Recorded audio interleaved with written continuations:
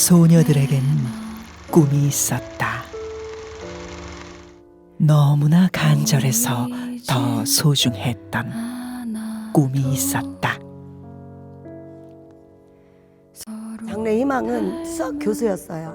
너무 수학 공부하는 게 좋았어요. 정말 중학교 때 수학 넘기는 게 이게 보풀보풀 일어날 정도로 했었는데, 제가 가장 하고 싶었던 거는 기자였어요. 기자. 신문사 기자나 방송국 기자. 그런데 저도 모르게 막 수저 들고 마이크 같은 거 만들어 놓고 인터뷰도 해보고 막 원고도 써보고. 내가 공부하면 나도 의사 되겠다. 예, 그래도 내가 꿈은 크게 가졌죠. 대농 다니는 주제에. 그래서 나는 지금도 애들한테 꿈은 높이 가지라고 그러고 하고 싶어요. 그렇게 소녀들이 꿈을 키워가고 있을 때 3, 2, 1. 미국에선 인류의 오랜 꿈을 우주로 띄웠고 영국에선 동화 같은 결혼식이 열렸다. Reviendra à la ville de Séoul. 세계를 향해 조금씩 발돋움하던 우리는 엄혹했지만 국민들의 피땀 어린 노력 속에 한강의 기적을 향해 달려가고 있었다. 그렇게 꿈과 희망이 넘실대던 시절, 수많은 소녀들은 공장으로 향했다.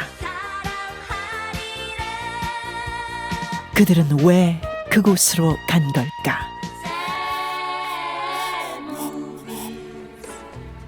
Though I was sitting there, they didn't see. And so they sat right down in front of me. When he kissed her lips, I almost died. And in the middle of the color cartoon, I started to cry. Oh.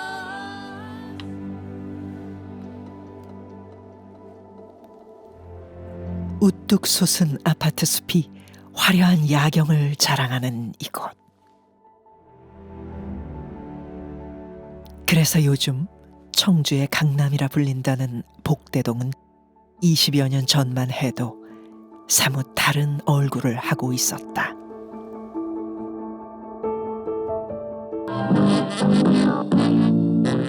충청북도 청주에 새로 세워진 큰 방직 공장. 4년 6개월 만에 준공을 본 대농방직 청주공장은 14만 평의 대지에 건평 7천 평이나 되는 큰 방직 공장으로 40만 주의 면방직 시설과 1,700대 최신식 기계를 갖추고 있습니다. 7천 명의 산업전사들이 일하는 이 공장에서는 1년 수출 목표 1억 5천만 달러 달성을 위해 노력하고 있습니다. 대농 월급날이다 그러면은 시장이 표시가 나요. 사람들이 많이 끌고 상인들이 상당히 좋아하고 대단했어요. 전문에 반 옆으로 포장마차가 쭉 있어가지고 그것도 볼거리가 좀 됐죠. 출퇴근 때만 포장마차에서 뭐 간식 먹고 이렇게 하는 그런 추억이 많죠. 웅장해. 기계 자체가 그냥 여기서부터 그냥 저 끝까지 눈에 보이지도 않는 뭐 수평선, 지평선 이런 거 말하잖아요. 그러면 거기는 뭐라고 무슨 평선이라고 그러는 거예요? 공평선이라 그래야 되나? 그렇게 그냥 안 보이게. 1977년 청주에 세워진 대농방직은 동양 최대의 방직 공장이란 수식어에 걸맞게 실로 규모가 어마어마했다. 일하는 종사자의 수도 수천 명에서 최대 10,000명. 주로 어린 여성 노동자들이 그 자리를 채웠다.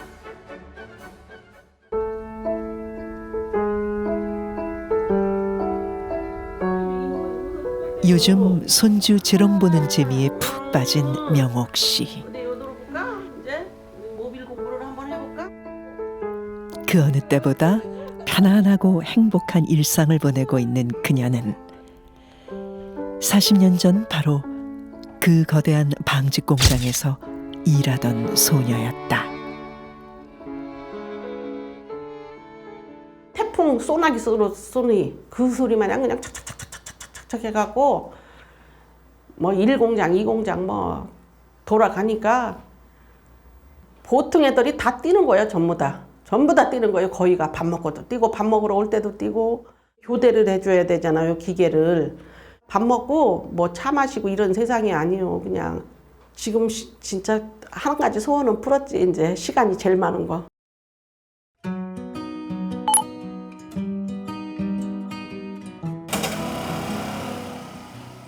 오랜 시간 자리를 지켜온 옥천의 한 분식집.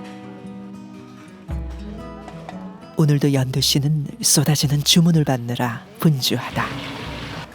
비빔국수 2개, 김밥 2개 맛있게 해드릴게요. 고맙습니다. 네. 눈코 뜰 새 없이 바쁜 일상이지만 대농의 방직 공장에서 보냈던 소녀 시절에 비하면 모든 게 수월하다.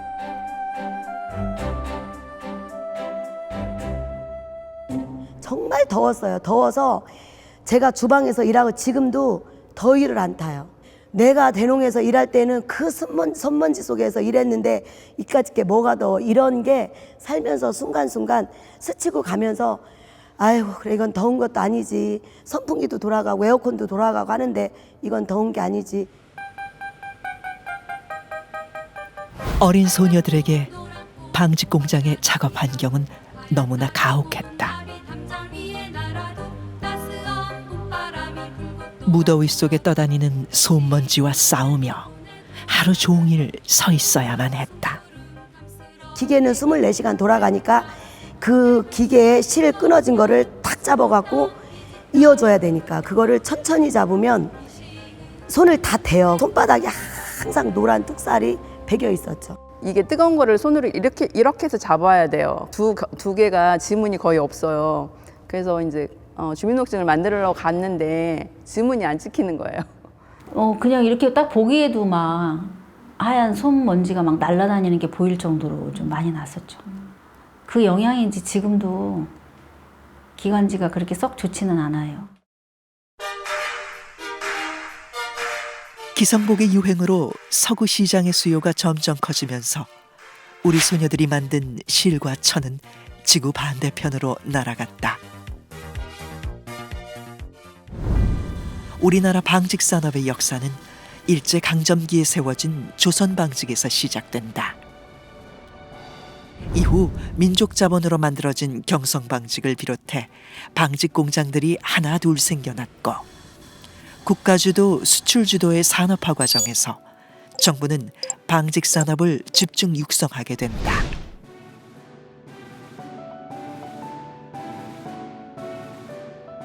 우리나라 전체 수출 중에서 반도체 수출이 차지하는 비중은 20% 정도입니다. 굉장히 큰 거죠. 그런데 1960년대 말, 70년대 초가 되면 섬유 수출이 전체 수출에서 점하는 비중이 45% 수준이었습니다. 한일합성 같은 데는 그 섬유 제품 하나만 가지고 재계 10위 안에 들어가 있을 정도였었어요.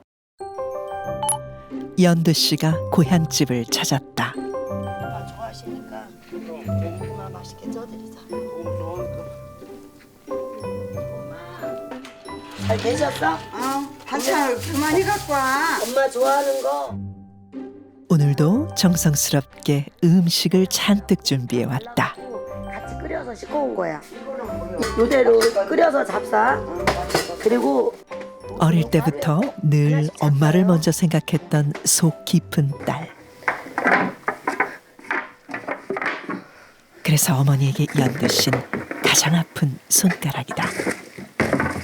키울 때는 딸만 타고 그냥 동네에서 딸만 타고 걱정을 했는데 지금은 연두네 엄마는 딸을 압을 내다보고 났다고 내가 막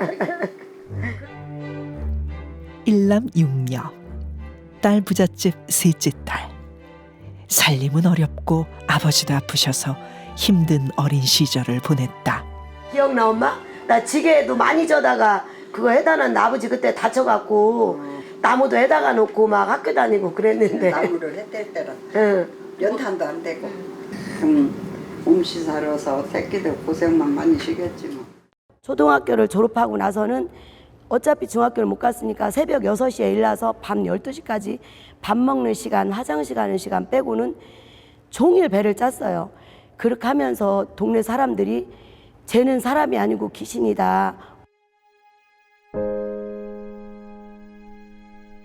1년을 배를 짜다가 제가 중학교에 입학을 했어요. 제가 버는 돈으로 교복도 사고 책가방도 사고 고등학교를 가야 되는 시점에 저희 아버지가 방앗간에서 일을 하시다가 쇳덩어리가 눈에 튀어들어가서 또 왼쪽 눈을 다치셨어요.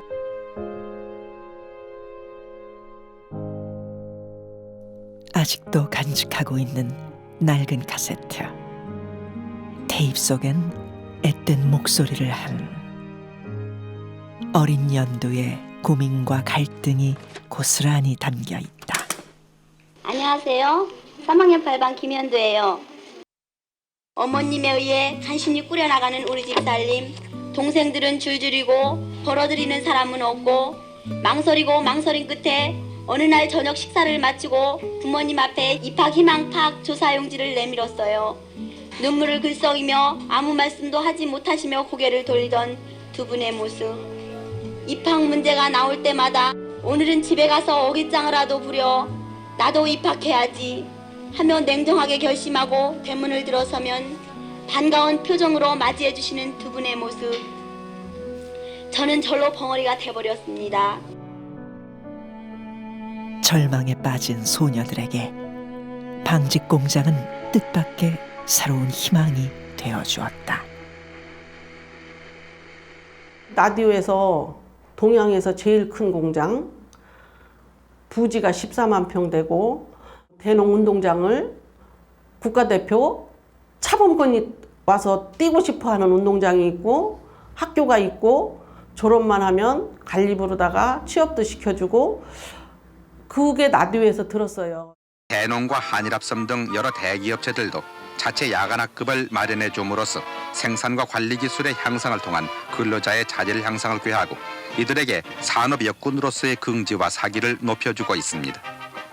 그리고 특별 장학금을 지급하고 갖가지 지원을 하는 등 어린 근로자들에게 학업의 기회를 주기 위해 1,000명 이상의 상용 근로자가 있는 곳에 설립했던 산업체 부설학교.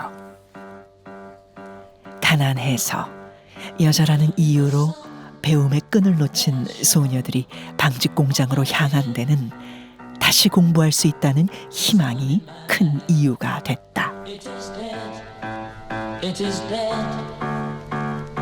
저는 초등학교 5학년 때 아버지가 돌아가셨어요. 그리고 제가 저희 집에 이제 장녀로서 남동생 둘이 있었는데 가장 아닌 가장으로서 돈을 벌어야 됐었는데 그때 마침 이제 대농에 학교가 생긴다더라 그런 소문이 있어서 제가 그곳을 이제 입사를 하게 된 거였었어요. 뭐 딸이라고도 안 불러요. 지집애. 이 지집애, 저 지집애. 지집애라는 이유로 학교를 안 보내고 중학교 같은 경우도 안 보내줘갖고 3일을 밥을 굶고 갔어요, 학교를. 제가 기억하기로는 우리가 이 한 학년을 27학급을 모집한 적이 있어요. 대농 전체 그 사원이 한 7,500 정도 됐었는데 제일 많았던 학생 수가 3,500명 정도. 학급 수는 75학급? 그 정도 됐을 것 같으네요. 대농 방직의 경우 77년에 중학교를, 79년엔 고등학교를 개교했는데 산업체 학교가 정점을 찍은 1981년엔 전국에 걸쳐 무려 143개 학교가 있었다.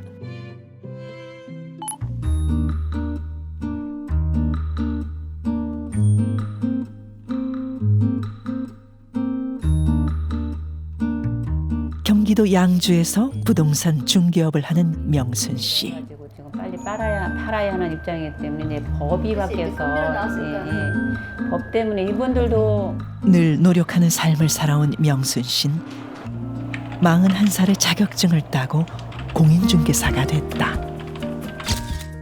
대농에 들어가 학업을 다시 시작한 것도 남들보다 많이 늦은 나이였다. 그때나 지금이나 노인네를 통했습니다. 나이가 가장 많았고 담임 선생님이 저보다 어렸으니까요. 우리 담임 선생님이 제 이름을 못 부르고 항상 실장 언니, 반장 언니 그렇게 불렀습니다. 대전에서도 뭐 이 회사 저 회사 다니다가 대농그룹에 산업재 부설 여종이 있다는 걸 알고 제 나이 21살에 중학교를 입학했습니다.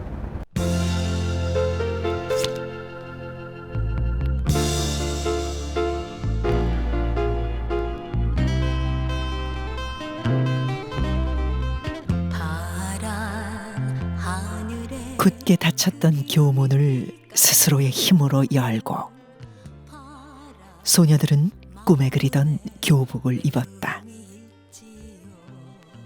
정복 씨도 17에 처음 교복을 입었다.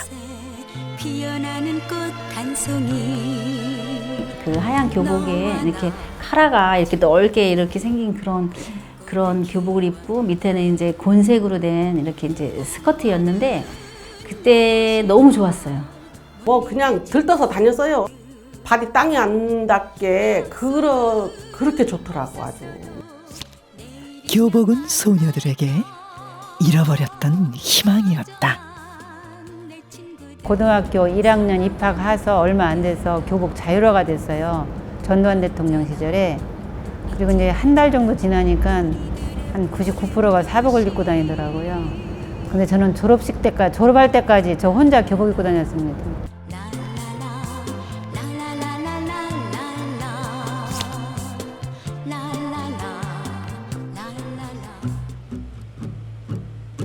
하지만 일과 학업을 병행하는 건 쉽지 않았다. 회사에서는 학교는 하나의 부서로 생각을 했던 것 같아요.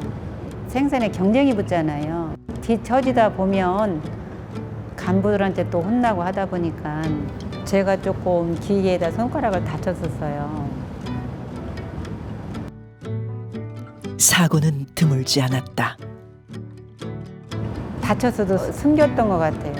다른 사람들은 실컷 자고 현장에 오면 안 졸지는데 우리는 학교에서 공부를 했기 때문에 그 시간에 잠을 못 자잖아요. 그러면 거기 학교 때문에 현장에 소홀히 한다 소리 듣기 싫어서 너 한 번만 더 쓰러지면 너 여기 회사 못 다니게 할 거야. 그 소리를 해갖고 정말 일을 항상 악음리를 꼭 깨물고 일을 했던 것 같고 내가 차라리 졸업을 못하고 이곳에 나갈 바에는 죽어도 이곳에서 죽겠노라. 제가 가장 마음속에서 늘 외쳤던 말이었던 것 같아요. 회사가 원하는 노동자와 소녀들이 바라는 학생 사이. 그 중간에서 정체성의 혼란을 느끼며 소녀들은 어떻게든 학업을 마치기 위해 애를 썼다. 노동자들의 입장에서는 이제 향학열을 충족해 준다는 그런 측면은 있지만 회사 입장에서는 일단은 저임금 노동자 그 아주 싼 노동력을 유치할 수 있는 수단이고 이직을 할 경우에는 학교를 퇴학을 해야 한다 이런 조건이 있기 때문에 일종의 이제 통제 수단이 되는 거죠. 이제 그런 의미에서 그 양면성이 있다고 봅니다.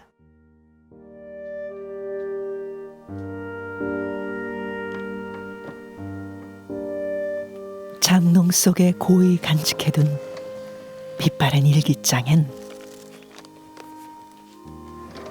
그 시절 힘들고 고단했던 하루하루가 그대로 담겨져 있다.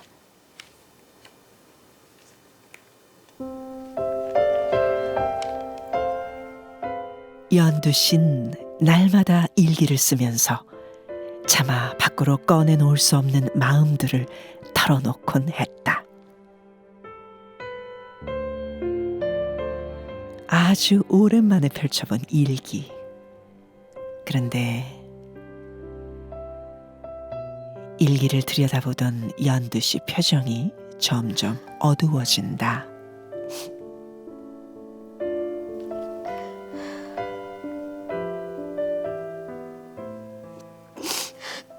엄마 날 도와주세요. 여기가 너무 힘들어요.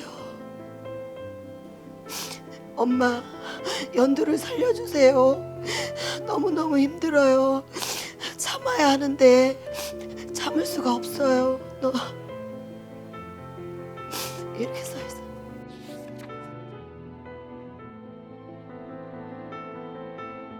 휴일도 없이 일하며 공부까지 해야 했던 생활이 너무 힘겨워 그 기억들을 모두 지웠던 걸까?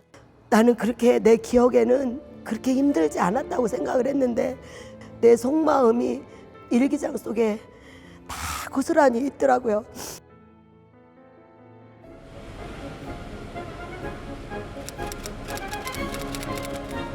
날마다 꼬박 8시간을 일하고 학교로 달려가 4시간을 공부해야 하는 소녀들의 시간표. 제일 하고 싶었던 거는 잠 좀 푹 잤으면 했어요. 왜냐하면 하루에 4시간 이상 잔 적이 없어요. 새벽에 퇴근하고 와서 자다가 또 학교에 시간 맞춰서 가야 됐고 갔다 와서 또 잠깐 잠들었다가 또 회사 야근을 해야 됐으니까 자기 전에 커피를 타갖고 블랙 그것도 설탕 많이 넣고 타갖고 유리창가에다 쭉 세워놓고 일어나면서 마시면서 이제 씻고 출근해요.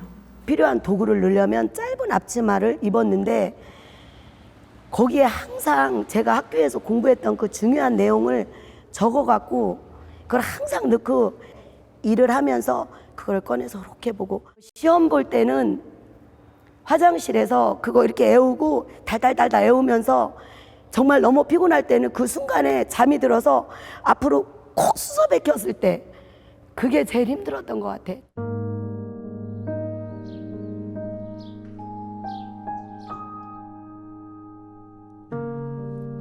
명옥 씨는 부족한 잠으로 인해 큰 사고를 당했다. 졸다가 그랬어. 졸다가 2달 진단이 나와갖고 이제 2달만 치료하면 똑같이 걸어다닐 줄 알고 치료를 열심히 받았어요. 슬퍼하지도 않고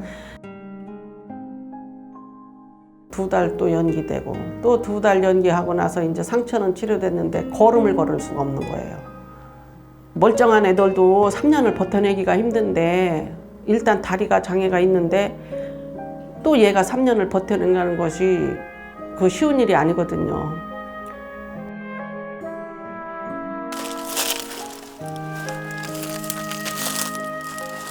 부푼 가슴을 안고 양백의 교복을 입은 지 겨우 한 달 만에 일어난 사고였다. 아이차.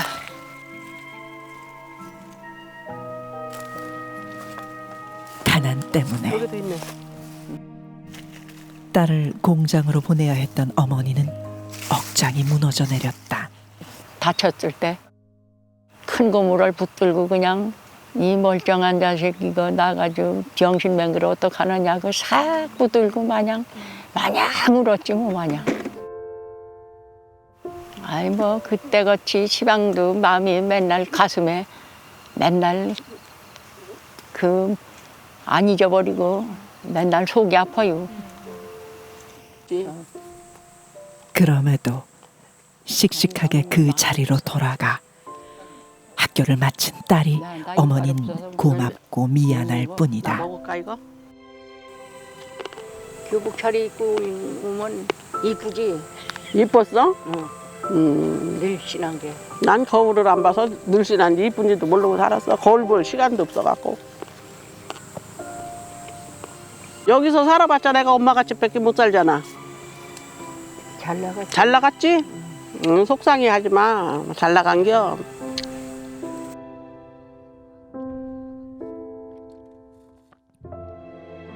다친 건 다친 거고 이제 주어진 뭐 환경이 이런데 어떡할 것이오 그거를. 저는 또 성격이 끝을 봐야지 저거 못할 것 같으면 시작도 안 해요. 하지만 양백에 입학한 모든 소녀들이 명옥 씨처럼 어려움을 이겨내고 교문을 나서게 되는 건 아니었다. 26년간 양백의 역사와 함께한 후 교장으로 퇴임한 이성준 선생님은 안타까운 순간이 많았다.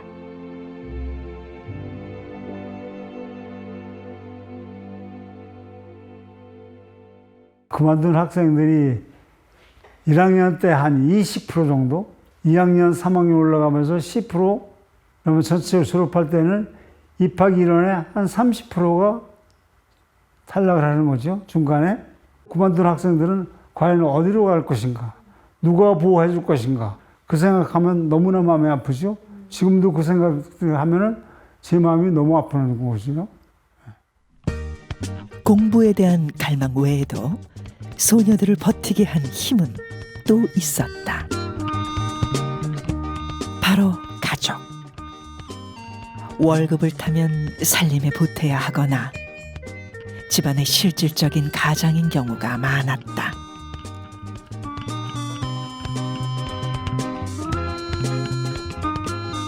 선생님이 부모님 갖다 주지 말고 니네가 고생했으니까 적금을 넣어라, 모아라, 절대 집에 돈 갖다 주지 마라 그랬는데 제가 갖다 줘야만이 엄마도 살림을 할 수 있고 하기 때문에 그때도 그런 생각을 했어요. 선생님, 엄마가 당장 이렇게 어려운데 제가 돈을 모은들 제 마음이 편하지 않아요. 엄마를 갖다 주고 올 때 그때 마음이 더 행복했으니까요. 저희 엄마가 네가 월급을 만약에 이걸 잃어버리잖아요. 한 달 동안 그 일하는 대가로 받아온 월급을 만약에 이제 잊어버리거나 하면 우리 집 생활이 안 된다. 그러니까 이거를 꼭 잘 가져와야 된다 해가지고 속 바지에다가 이렇게 주머니를 만들어줬어요. 그래서 옷비누로다가 이렇게 딱 해가지고. 당시 소녀들은 월급을 얼마나 받았을까?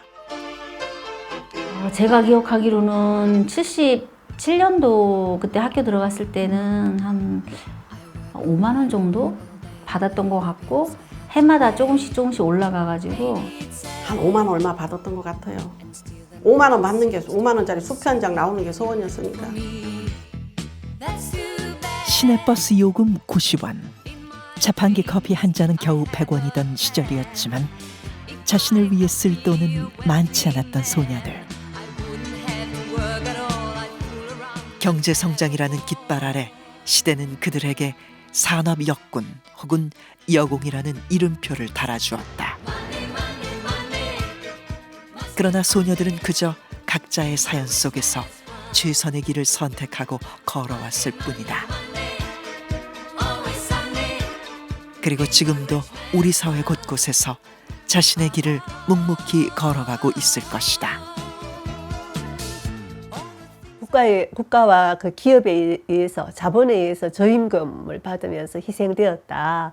그 다음에 또 이제 가족 사이에서는 성차별 이데올로기에 의해서 남자 형제들 뒷바라지하고 이제 집안 그 살림 도우고 이러면서 이제 희생되었다. 이렇게 해서 뭐 희생양 뭐 이렇게 이야기를 하는데 뭐 그런 측면도 있겠죠. 공부하고 일하고 그죠, 자주적으로 꾸려 나갔다는 점에서 그 굉장히 능동적인 거죠.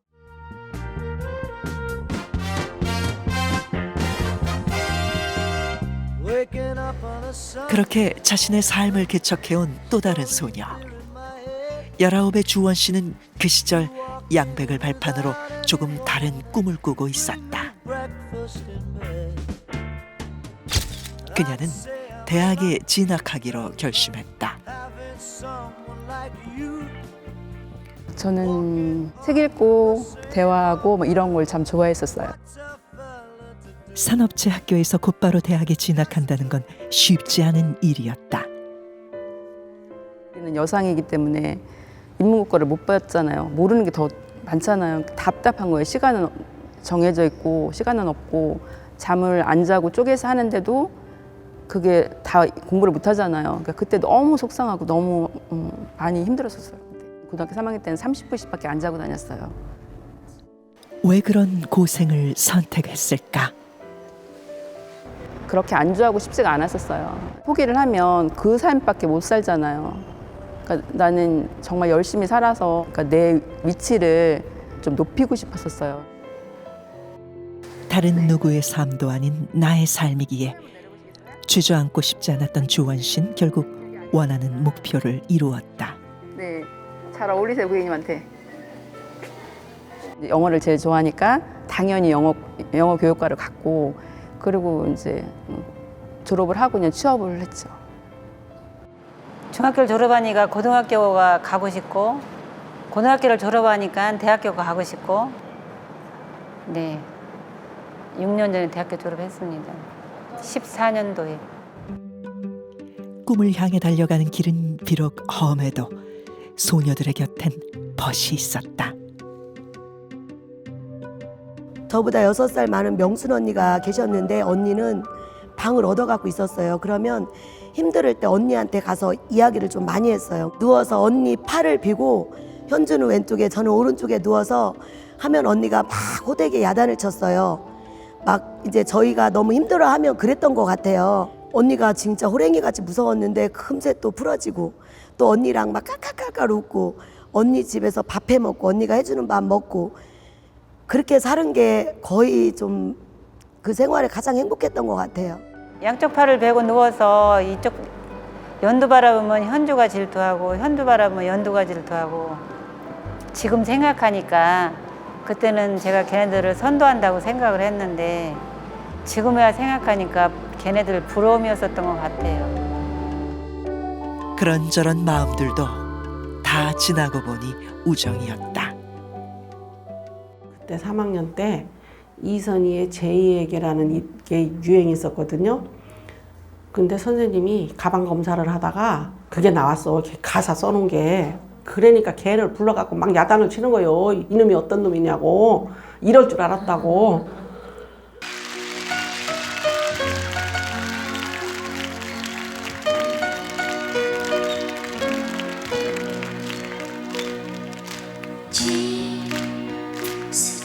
귓전에 맴도는 노래 한 자락에도 마음이 말랑해지던 소녀 시절. 일하며 공부하는 와중에도 그들은 열심히 추억을 쌓았다. 소녀들의 시간은 넉넉하지 않았기에 더욱 빛났고 더없이 아름다운 기억으로 남았다.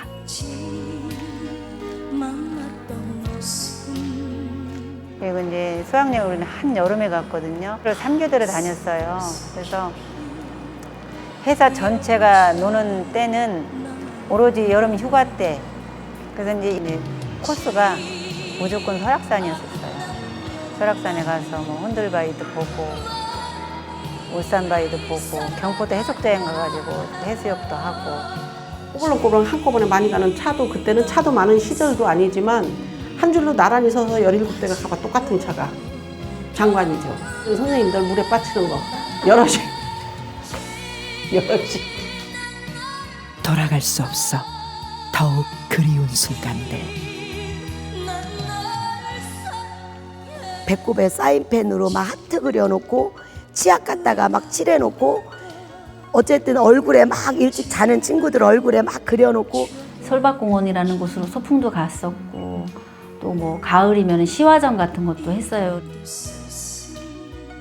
반대항 합창대회며 운동장이 떠나가라 떠들썩했던 체육대회까지.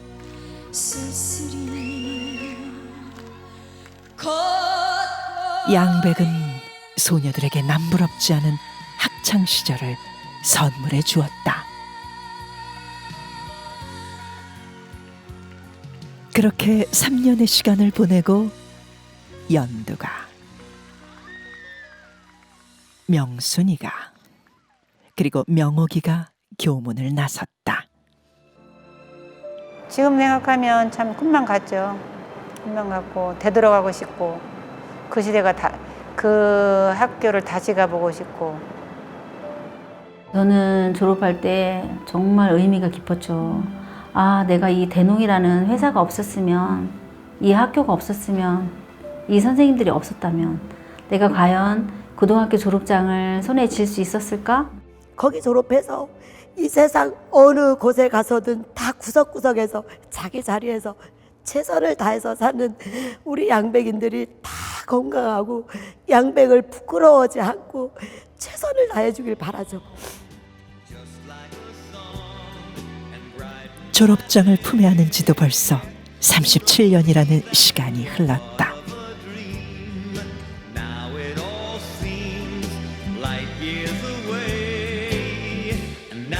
그 시절의 소녀들은 어느새 주름과의 동거가 어색하지 않은 중년이 되었다.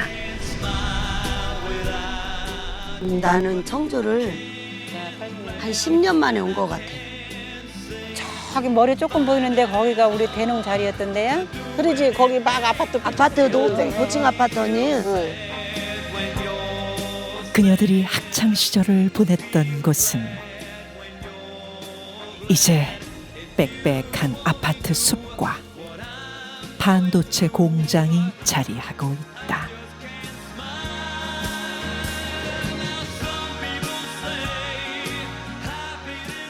오랜만에 뭉친 역전의 용사들이 찾아간 곳은 공장 후문 앞에 있는 먹자골목.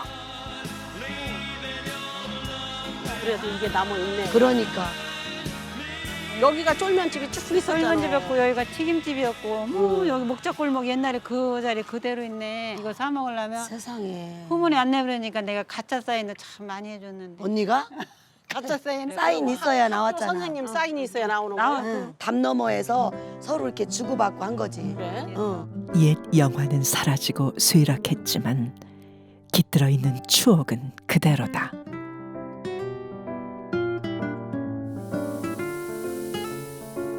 다행히 사라지지 않고 여전히 명맥을 유지하고 있는 곳도 있다. 이거 회로 개발했네. 인생 개발하고 이거 옛날에 했던 거야. 맛있다. 너무 맛있다. 옛날에 그 맛이네. 우리가 이거 먹으러 왔었잖아. 옛날에는 이렇게 많이 못 사 먹었잖아. 누가 시킨 것도 아닌데 그땐 쫄면 하나 선뜻 사 먹기도 어려웠다. 그렇게 먹는 거야? 안 그래도 얄팍한 월급 봉투를 기다리고 있는 가족들이 눈에 밟히었다. 야, 밥 줘봐. 선주 생각이 절로 나네. 여기 보니까. 40년을 기다렸던 맛이야 이게. 아유, 만두, 비빔만두.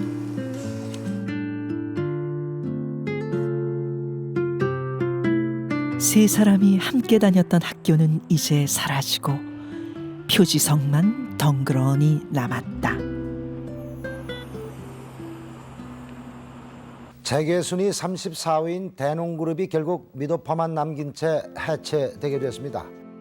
1997년 외환 위기를 맞아 휘청이던 대농이 결국 무너지고 산업체 학교를 찾는 학생들도 급격히 줄어들면서 양백도 폐교를 맞았다.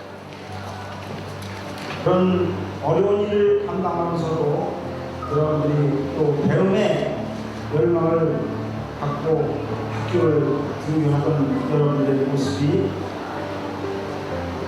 앞으로 보지 못한다는 것이 너무나 안타깝습니다. 지난 2006년 열린 마지막 졸업식에서 26번째 졸업생을 배출하면서 양백의 역사는 막을 내렸다.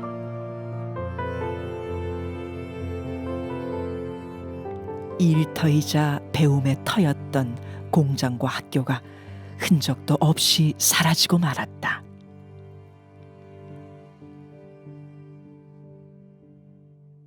이거 여기 있다, 야, 이거 여기 있어. 이거. 뭐냐? 언니 가면서 이거 학교 다닐 때 있었던. 우리 교훈이잖아. 어머머. 어머나 세상에. 이게 우리 본관 앞에 있던 게 이리 왔어. 아이고 또 저 울백이 우네. 아이고 세상에 이게 교훈 알차게 배우고 스스로 해가는 참된 여성이 되자. 우리 이거 머릿속에 얼마나 이걸 외우고 다녔는데. 아우 이거 보니까 학교 때 생각이 너무 많이 난다. 근데 나는 너무 서글퍼. 이 세상에 동문이 많은데 그거 하나 이렇게 남아 있는 게 너무 서글퍼. 그러니까 저기 교훈도 여기 다 써있다 언니. 77년 4월 15일 날 대농 부설 여자중학교 개교, 그리고 2006년 양변여사 고등학교 폐교. 2006년이면 한 저기 됐네. 16년 됐네. 16년 됐다. 여봐라, 이게 졸업 상수가 13,400명 정도 되잖아. 근데 입학한 사람은 2만 명이야. 2만 명이야? 중간에. 그러니까 6,600명은 떨쳐나간 거야. 그래도 우리가 여기 남아있는 사람 중에 한 사람, 우리 세 사람이 여기 남아있는 우리가 사람 중에 이거를 하나야. 가슴속에 그렇게 새겼는데 그러니까. 찬밥이 돼버렸네. 그때 대농이 없어졌을 때 찹찹했어요, 마음이. 찹찹했고, 아, 우리 그 뿌리가 흔들렸구나. 내가 이곳에서 얼마나 동동거리고 부지런하게 최선을 다해 살았는지 없어지면 볼 수가 없잖아. 너무 아쉬웠죠. 우리가 거기서 배운 게 있기 때문에 참고 견딘 게 지금들 우리 동문들이 각지에서 자기 맡은 바 임무들을 다 하잖아요. 거기에 생각하면은 이제 감사할 곳이죠, 그곳이. 누구도 나서서 이야기하지 않고 누구도 애써서 기억하지 않지만 소녀들의 마음속엔 지금도 여전히 그 시절이 생생하게 살아 숨쉬고 있다.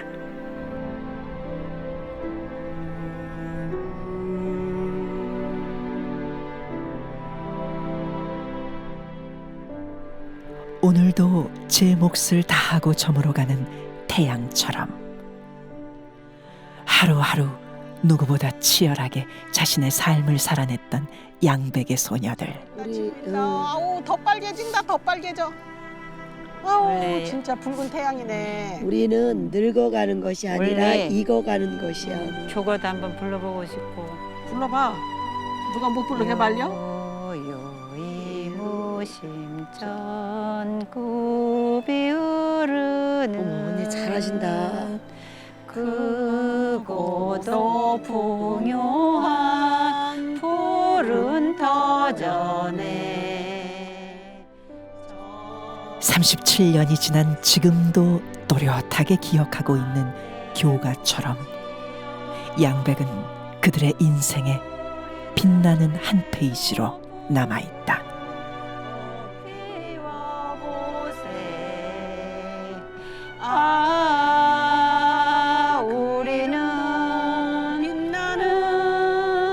우리는 양백.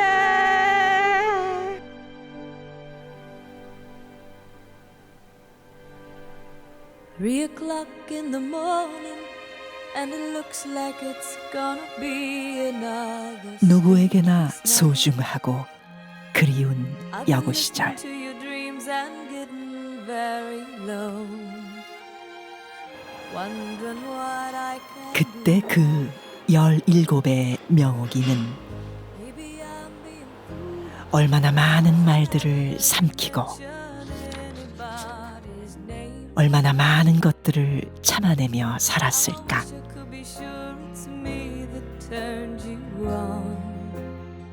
젊음 하나만으로도 눈부시게 아름다웠던 그 시절에 하루 종일 공장과 학교를 종종거리느라 그 마음속의 우물은 들여다보지 못했던 소녀 시절의 나.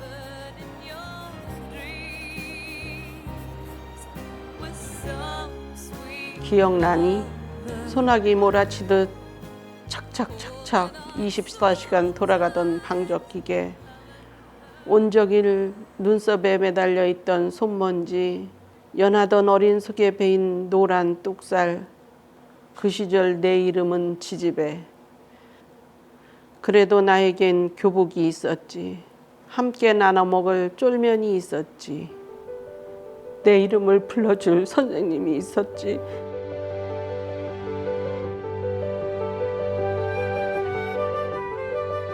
포기할까봐, 주저앉을까봐 스스로를 채찍질하면서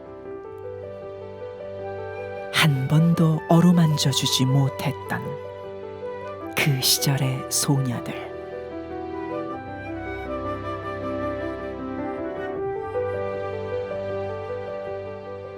하지만 지나온 발자국들이 길을 만들듯 그 고단했던 시간들이 지금의 나를 그리고 우리를 만들었다는 걸 알고 있다.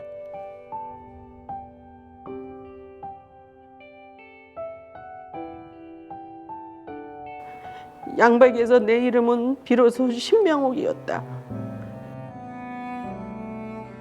그토록 간절하던 공부를 배웠고 누구도 아닌 내 힘으로 생활비를 벌었고 속마음 다 털어놓을 친구를 만났다.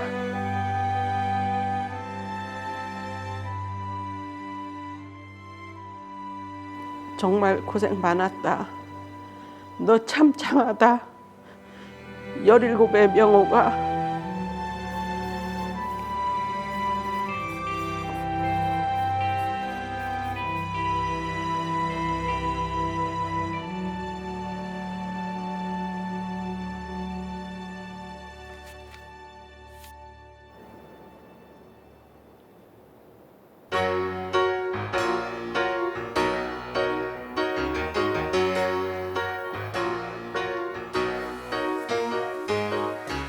Here you come again. Just when I've begun to get myself together, you waltz right in the door, just like you've done before, and wrap my heart around your little finger. 너무 예뻐. 날씨도 좋고, 도 좋고, 이래도 감사, 저래도 감사. You look into my eyes and lie those pretty lies, and pretty soon I'm wondering how I came to doubt you. All you gotta do is smile and smile. 아줌마들!